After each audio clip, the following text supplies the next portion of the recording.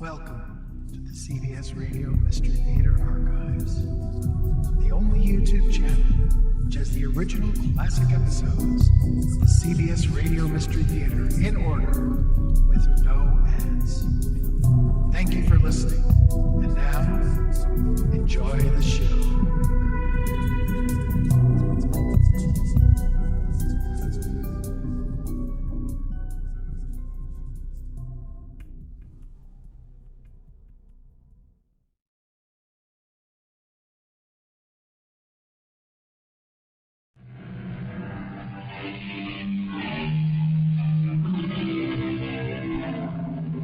Come in.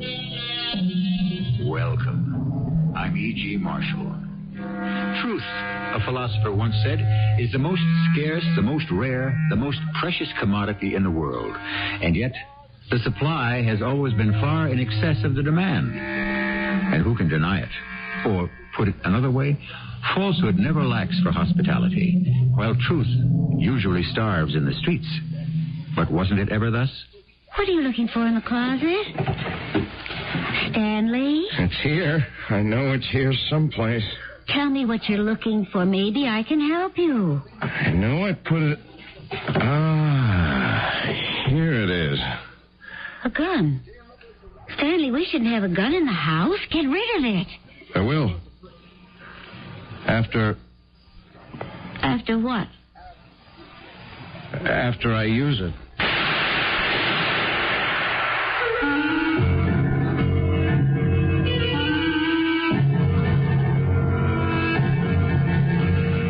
Mystery drama, Small Money, was written especially for the Mystery Theater by Sam Dann and stars Tony Roberts. I'll be back shortly with Act One.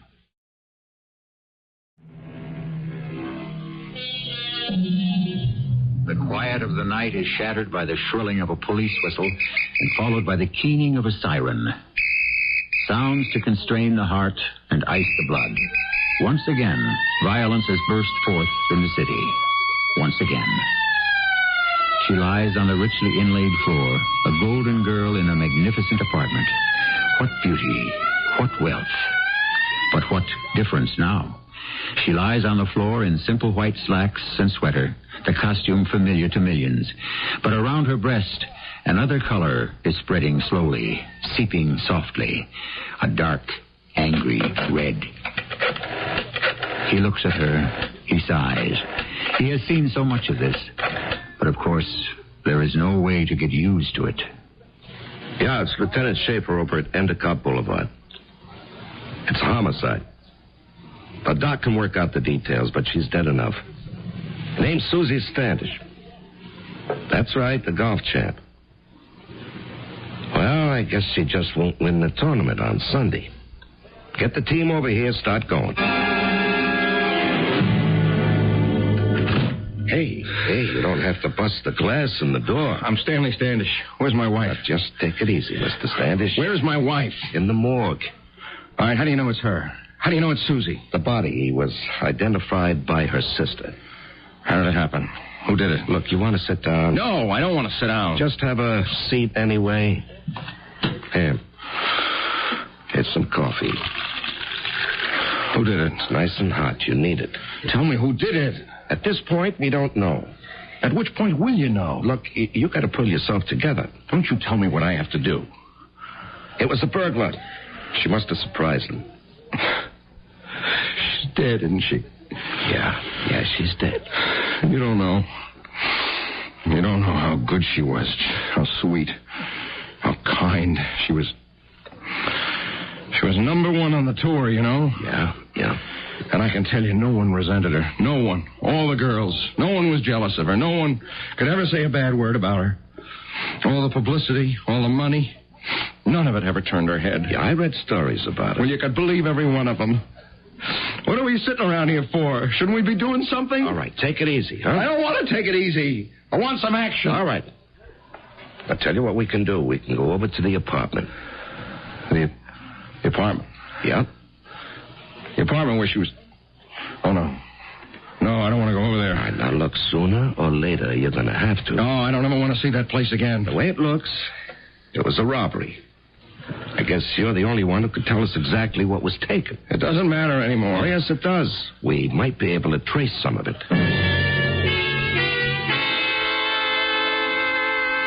Well? Sure, it figures. The trophies. Trophies? The way things are today, I didn't believe in keeping anything of value in the house. They were valuable? Oh, she had 8 of them. 3 were sterling silver. 5 were gold. Oh. Just for the metal alone, she said today's prices, they'd be worth between $25,000 and $30,000. More. That's why I didn't want them in the house. You understand? Oh, yeah. Now, do you want to give me a list of those trophies plus a description? Yes. I'll do that right away. The trophies. That's what that animal was after. That's why he was here. That's why he killed her. It's my fault. Your fault? Well, why did I let her become a golfer, you know? I mean, we could have led a different kind of life. She'd be alive today. Hey, now, look, you can't blame yourself. But I do. You see, Lieutenant, she was a librarian in a small town in Ohio. I was with the men's tour. I just qualified for my card. I felt I could become the greatest in the world. We fell in love, and that was that. We were living from hand to mouth, but we didn't care. We had each other. Doesn't that sound cornball? I guess most true stories do. One day she looked at me and she said, I'll never forget it. She said, Honey, I want to learn how to play golf. Hey, one golfer is enough in the family. Oh, I didn't say I wanted to be a golfer. I just said I want to learn how to play golf. Why? So I can play a round with you sometimes. Forget it. Why? Well, because you'll never be good enough to go around with me. Oh, look, I know that must sound, but it's true, you know. I mean, I'm a professional. I perform at a certain level. I don't play golf. That's not a game to me. It's a job I work at. The fact is, if I don't know how to play golf, then I just can't really understand what you do. I want to be able to talk about your work with you. No, believe me, you don't have to. When I come home after swinging those clubs all day, I want to forget all about golf. I still say we should play golf together. Susie. Stanley? When she called me Stanley, I knew that was the end of the argument, so one morning we went out to the first tee. I spent some 15 minutes trying to acquaint her with the fine points of the stance and the grip and the swing, when she simply smiled at me and said, Look, darling, in front of me is a round white ball resting on top of a pointed little peg. In my hand, I hold a metal shaft called a club. Some 400 yards directly ahead is a hole in the ground marked by a flag. Is all this correct? Yes, dear. The idea is to strike the ball with this club so that it goes into that hole, right? Right. So, just stand back and let me do it. Suddenly the ball was swept from the tee. It flew, swift as a bird, straight as a bullet, in a long, high, graceful arc, and came to earth and to rest in the exact center of the fairway, some 230 yards away. I couldn't believe my eyes. Susie, could you do that again? Sure. Watch this one. Hey, that's even further, isn't it? I think I'm really getting the hang of this thing now. At first, I refused to believe she had never held a club in her hands before. But it was true. She was one of those people who were born to play golf. She needed some finesse, some experience, but all the basics were there. She had the swing, and people began to notice her. They tried to convince her to enter some amateur tournaments. I thought it would be a great idea. But I don't think it's such a great idea. It'll give you something to do. I have enough to do. Just being your wife. Hey, you better not say that for publication. That women's lib crowd will really get on you. Well, you know the old saying, different strokes for different folks. Yeah, but your strokes on the golf course are absolutely fantastic. I know. Hey, you're supposed to be modest. Would you rather I were modest or truthful? Truthful. I was hoping you wouldn't say that. Why not? Because the truth isn't always the best thing. Well, what could be more important than truth? How can you have a relationship if it isn't based on truth? Oh, darling, successful relationships aren't based on truth. Well? No, they're based on tact. I'd rather you were truthful than tactful. Then the truth. I'd better give up golf. Why? Because it'll lead to consequences. You see, darling, I'm a better golfer than you are. What? Ask anybody. Are you serious? Well, you're all right. You're good enough for the tour most of the time. Oh, you make some money in the bottom half of the scores. Now and then you even win a tournament. Susie. It was hard enough to begin. Let me finish. But, darling, I'm a natural. Who are these people you've been talking to? The most important one is me. Myself. I know what I can do with a golf club. Well, Stan, you can't have two golfers in the family. I still don't know what you're talking Especially if it's the wife who outclasses the husband. Stan, if I'm going to enter tournaments, I'm going to win. And we're going to lose control of it. I don't know if you read the sports page. I don't know if you follow golf, Lieutenant. Yeah, a little bit. Well, she caught on from the very first. And the reporters started coming around, not to see me. Oh, no. And at first I was in kind of a daze. Until this one writer ran into me one day. His name is Pete Farrow. Hey, you must be Stan Standish, huh?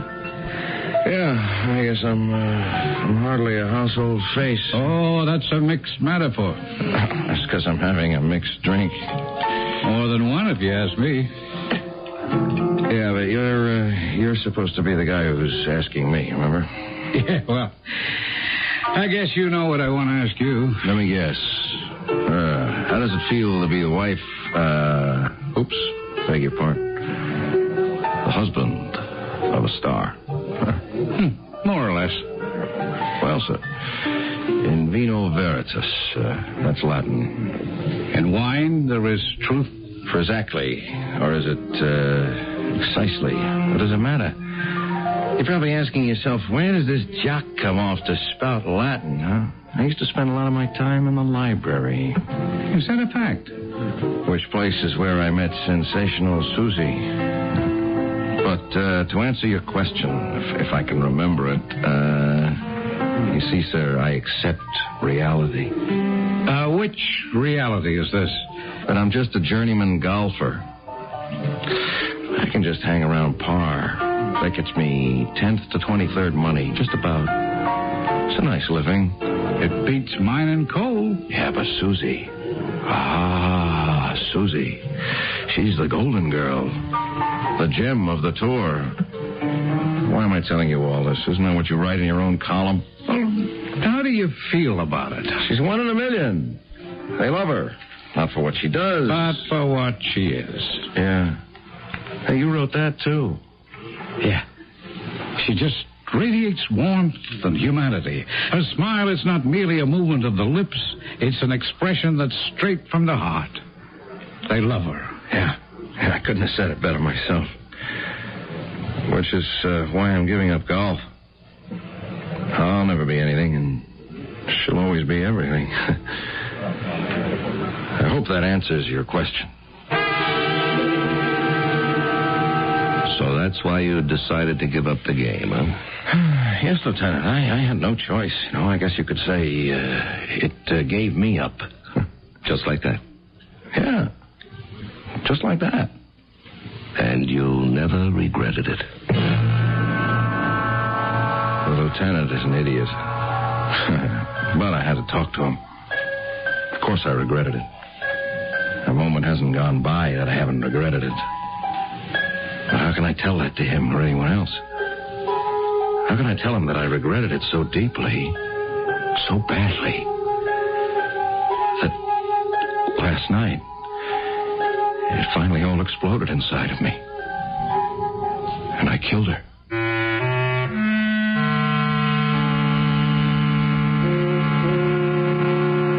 No, that's a surprise.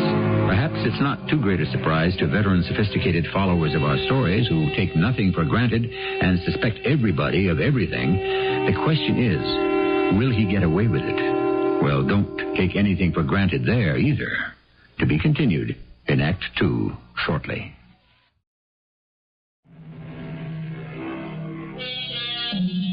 Deceive not thyself by over-expecting happiness in the married state. Remember the nightingales, which sing only some months in the spring, but commonly are silent when they have hatched their eggs, says the learned Thomas Fuller. It's a rather complex thought, but we get the sense of what he means. And we know that Stanley Standish over-expected happiness in marriage, and when he was disappointed, he killed her. But of course, the police do not know that, nor is he disposed to tell them. And you never regretted giving up golf? Well, it's like I told you before, Lieutenant. It gave me up. I mean, when we first got married, she followed me around the men's tour. Now I was following her around the ladies. And it didn't bother you? Well, of course. It was bothering both of us. One night we'd come home from a party.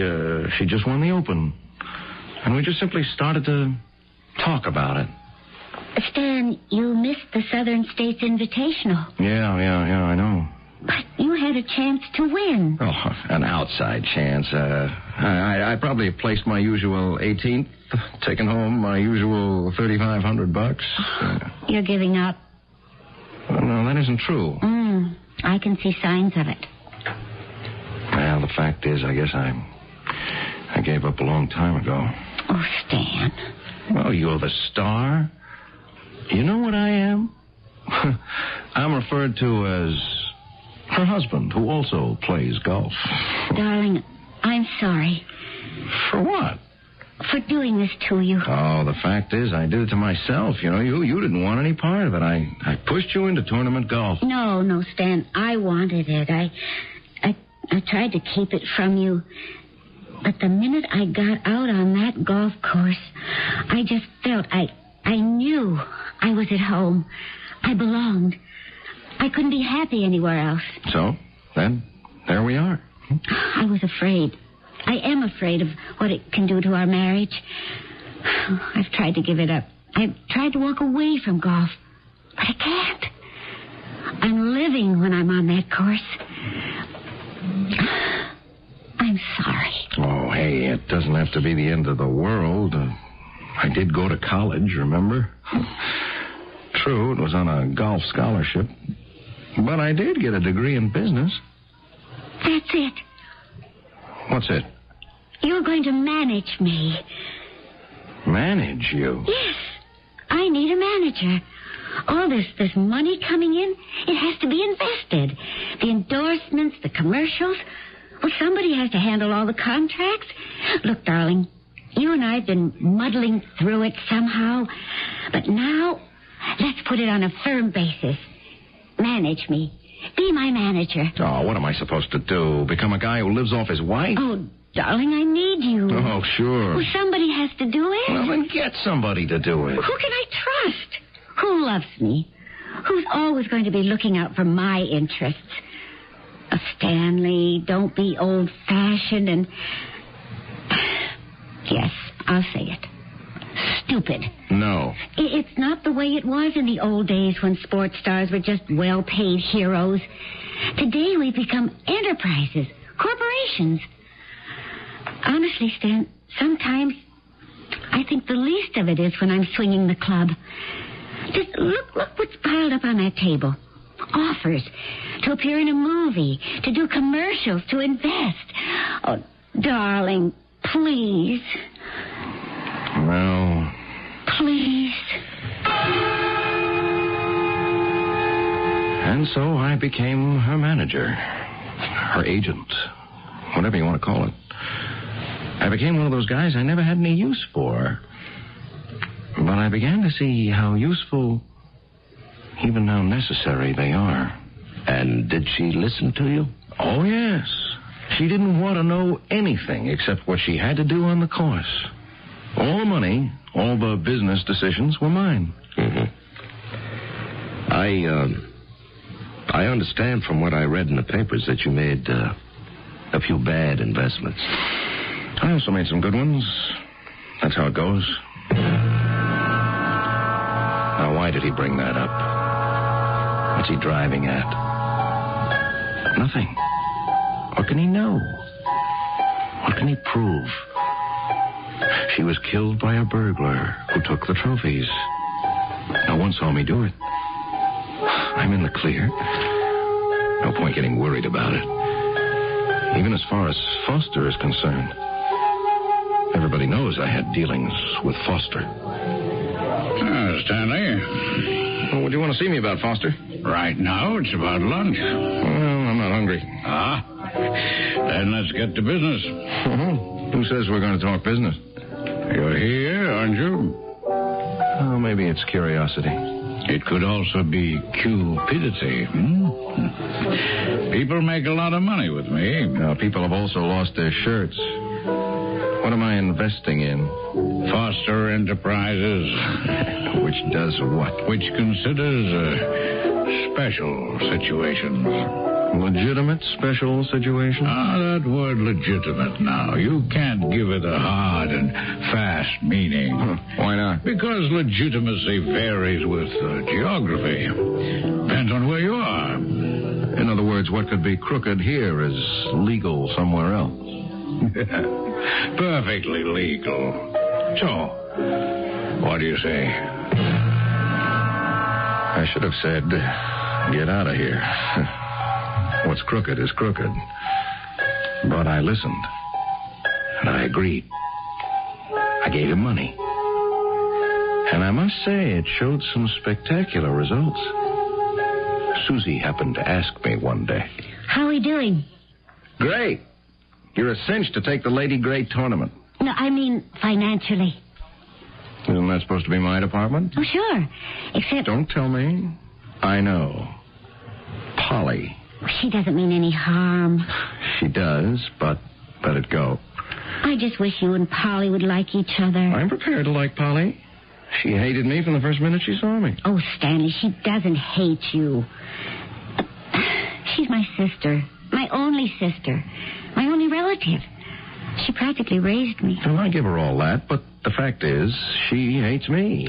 And she thinks I'm cheating you out of your estate. Oh, Stan. Well, it's true. So, she's been steaming you up. I'm not steamed up. Okay. Let's go over the books. No, let's not. Look, darling, I trust you. But I insist. To begin with, here's a bank statement. I want you to look at these certificates. Also, these checks. Stanley, do we... I never knew we had so much money. And this is just the tip of the iceberg. Oh, I'm so sorry. Forget it. It's just that she's my sister. But tell Polly from me that anytime she cares to, she may send her own accountant here to examine the books. I wonder if this lieutenant, who seems so sympathetic, actually suspects me. Is it a pose? I don't know. But I do know this. Sooner or later, Polly is going to show up and start screaming at me, accusing me. Let her. I'm ready for her. And speak of the devil. I guess I better answer that, Lieutenant.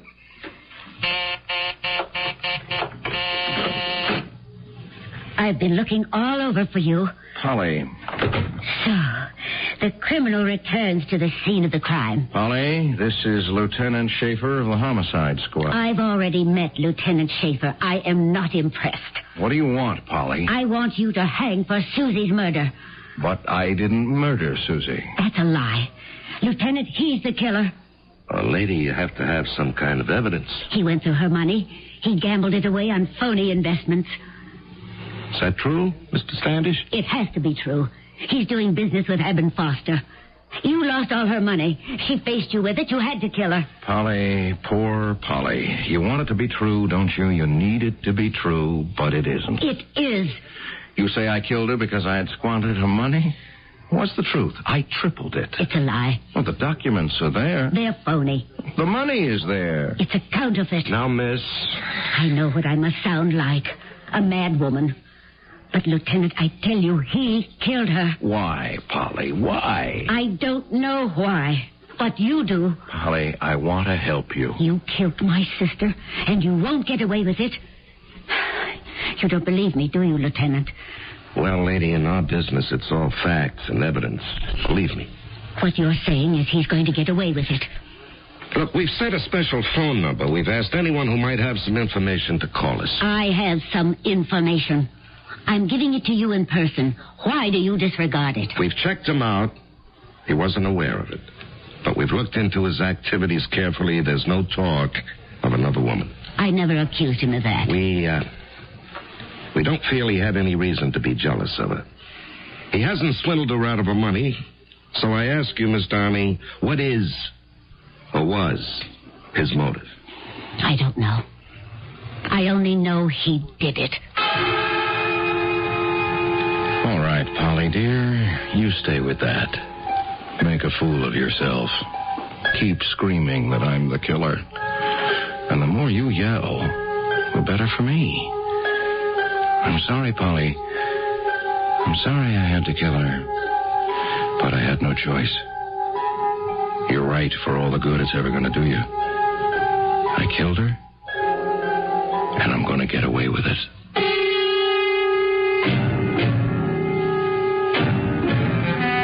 Brave words, bold words, but certainly there seems to be a basis for them. The police are evidently content that he's innocent, and in the final analysis, theirs is the only opinion that matters. But if he wasn't swindling her or cheating on her or resentful of the fact that she was having an affair, which she wasn't, why did he kill her? I think by this time you should know. All the clues are there, and Act 3 will be here shortly.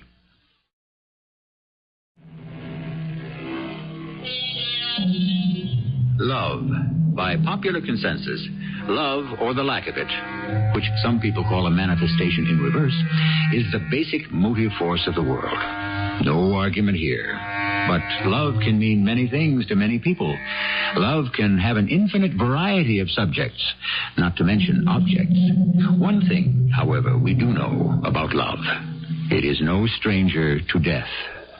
I know you're feeling all upset, Miss Darling. Would you like me to have a police officer see you home? No, thank you, Lieutenant. Stanley, please. I can forgive you.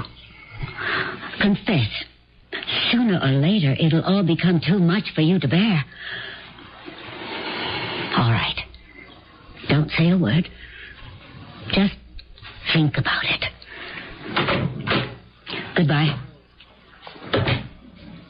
Well, she sure doesn't like you. It would have been anybody Susie fell in love with. She didn't want her to get married. Polly's about 12 years older. They were orphans. Now, Polly's been like her mother. She gave Susie her whole life. And then Susie ups and marries and leaves her all alone. Yeah. Great deal of bitterness in the world. So much of it unnecessary. I should tell you something. Nobody says you killed your wife.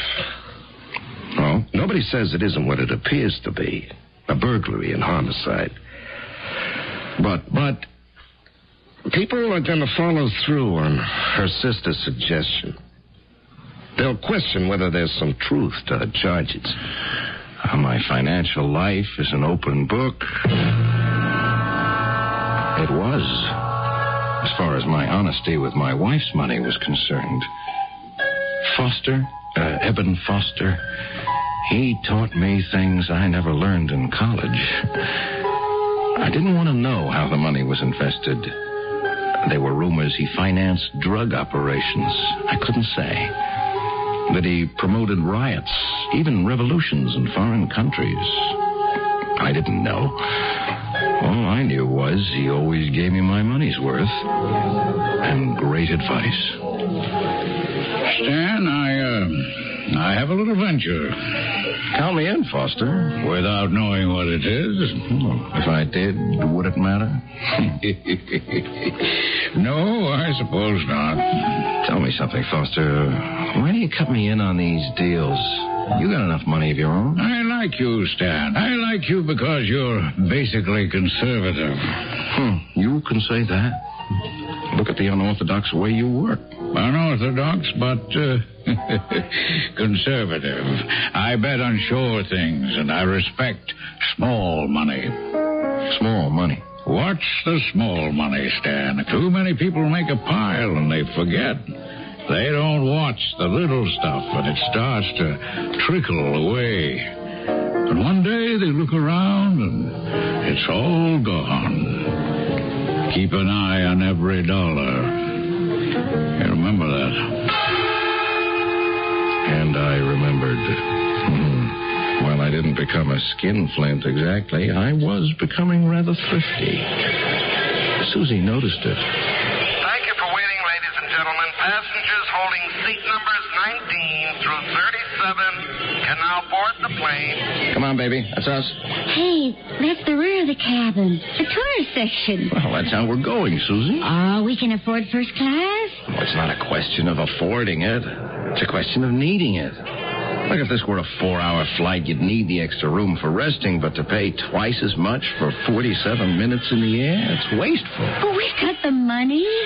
Hey, we've only got it for as long as we're judicious. Hey, that's a great word. I'm in charge of finances. Okay, Scrooge. Stick with me and you'll die rich. Why did I say that to her? It was the first time I ever used the word die in speaking to her. She didn't notice it, but why had I used it? I don't know. Something was bothering me. And then I realized I wasn't playing golf. I missed it. I needed it. And so one afternoon I sneaked away. I went to some club up in the country and I played for 18 holes.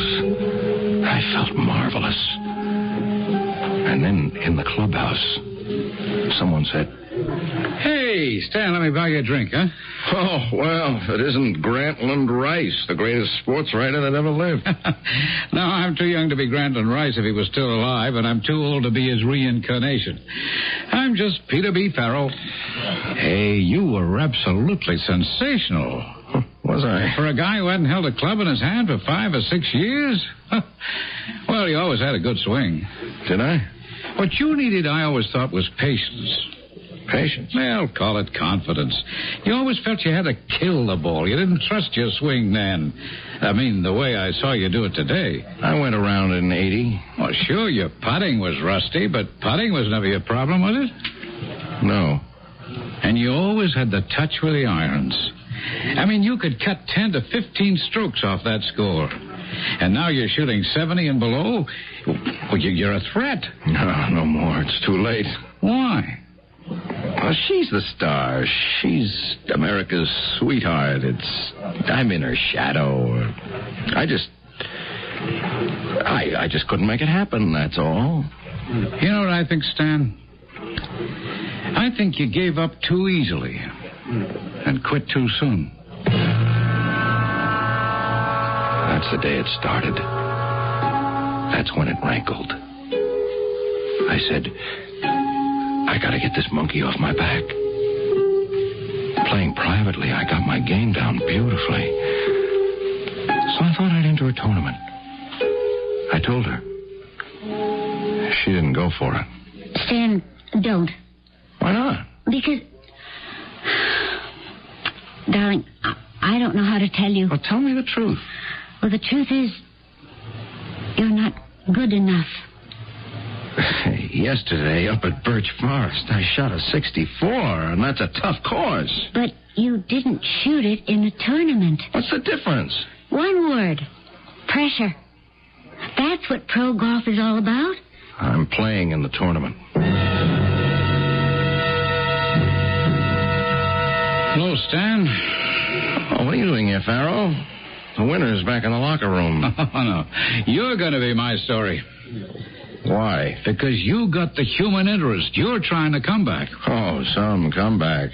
9 shots behind the leader, 16th place. Oh, you're still going to take away some money. Oh, yeah. It's like I've never been away. I'll never be able to play a round of golf as long as she's alive. And the minute I said it, I knew what I was going to do. Or had I known that for a long time? There was a revolver. An old .32 that belonged to my brother who died long ago. Nobody even knew about the gun. It was buried in a closet somewhere. And there were bullets. Stan, honey. I'm sorry about the tournament. That's okay. What are you looking for in that closet? This. A gun? Oh, you shouldn't have a gun in the house. I know. I'm going to get rid of it. Oh, good. I'm even scared to look at it. Turn around. Why? Stanley, what are you doing? Susie, please. I have to. No, Stanley. No. I have to. Don't you understand? I have to. I had to. I don't think anyone heard the shots. I gathered all the trophies together. I messed up the place a little so it would look like there'd been a struggle. It was late at night. No one saw me as I went out the back entrance. And I drove away. Clear and clean. There were just a few things to do. Get rid of the gun. I stopped at the edge of the bridge.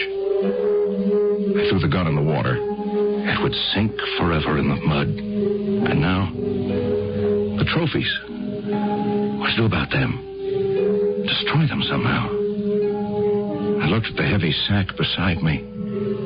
They could be worth over $30,000. What did Eben Foster say? Watch the small money. Hello? Foster? It's Stan. A question. Yes? Suppose you had some merchandise you wanted to get rid of in a discreet manner. What kind of merchandise? Precious objects. You know the sort of person? Contact a gentleman called Purvis. No names need be mentioned. He'll give you the best deal. I'll give you $8,000 for the lot. Why, the weight of the silver and gold alone is... So why don't you go to one of them big jewelers on the avenue? Well... Number 1, you'd have to tell them who you are. Number 2, you'd have to tell them what this is and how you got it. Yeah, but do... I ask you questions like that? Now, what do you say? All right, here, 10 big ones, cash. Take it or leave it. All right. Oh, Mr. Standish, come in. Sit down. Thank you. I just dropped by to see if perhaps there was some progress. Not much, I'm afraid. You know how these things are solved? One of the killer's friends will turn them in for a reward. Oh. Why don't you offer one? A reward? A big one. You can never tell. It might produce results. How big? The bigger, the better. Could you offer $50,000? Why not? Why not, indeed? Why 50? Why not 100,000? I was the killer, and I was absolutely in the clear. I'm sorry I shot her, but she took away the most important thing a man has. His pride.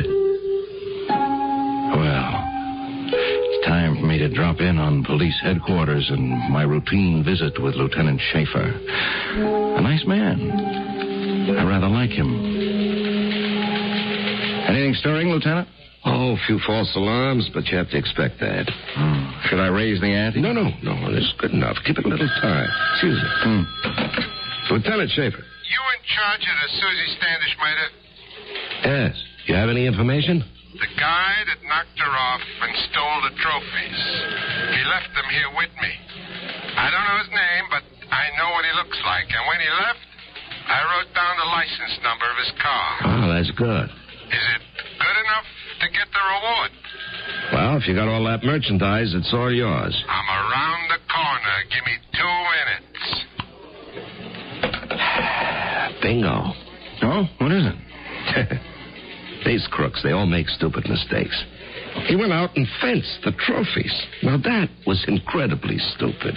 Oh, it was? Well, sure, the fence knew what they were. He knew there'd be a reward. You see? Oh. The reward would be bigger than the gold and silver he could realize from them. Oh. And it's good money. Nice, clean, legitimate. He'd be crazy not to do it. You mean the fence to whom the crook went has now decided to report to the police? Uh-huh. It's our lucky day.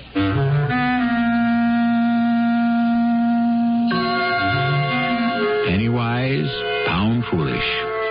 Had he thrown away the trophies, he would have been completely in the clear. But he was interested in the small money. Now, some of you purists may claim it was his word against that of offense. But the trouble was that they found the 10,000 on him. Well, he'll be gone for a long time. But I won't. I'll be back shortly.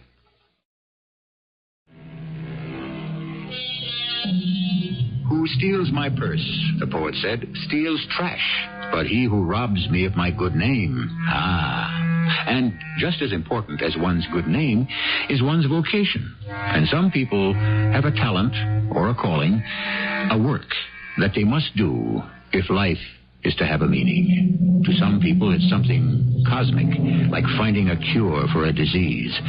To others, it may be something seemingly trivial, like a game of golf. But, as one of our characters said, different strokes for different folks. Our cast included Tony Roberts, Evie Juster, Larry Haines, and Ian Martin. The entire production was under the direction of Hyman Brown. I hope you enjoyed this episode of CBS Radio Mystery Theater. If you've enjoyed this and want to hear more, please subscribe to this channel.